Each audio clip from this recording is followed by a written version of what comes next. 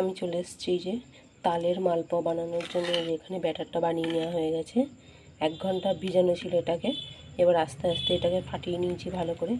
এবার একটা একটা করে এগুলোকে মালপোয়া আকারে ভেজে নেব।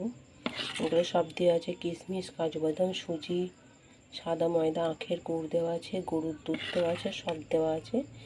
1 ঘন্টা ধরে ভিজিয়ে রাখা ছিল। খুব সুন্দর হয়, এটা ফুলবে ভালো করে। এবার অল্প অল্প দিয়ে এগুলো ভেজে নেব। এখানে তেল অনেকক্ষণ ধরে গরম হয়ে গেছে।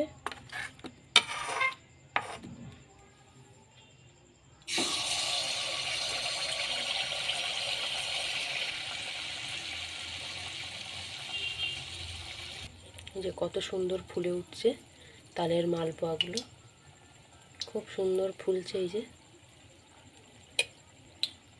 উল্টে দিচ্ছি।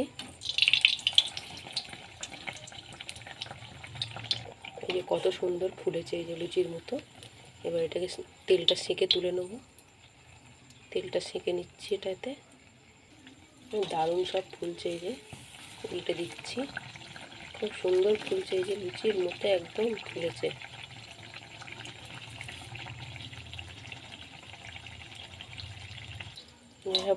এটা ফুলে গেছে, এটা তুলে নিচ্ছে। এই যে সব হয়ে গেছে ভাজা। তেলটা ঝরাতে হবে, অনেকটা তেল ঢুকে আছে ভিতরে। এই তেলটা বার হচ্ছে।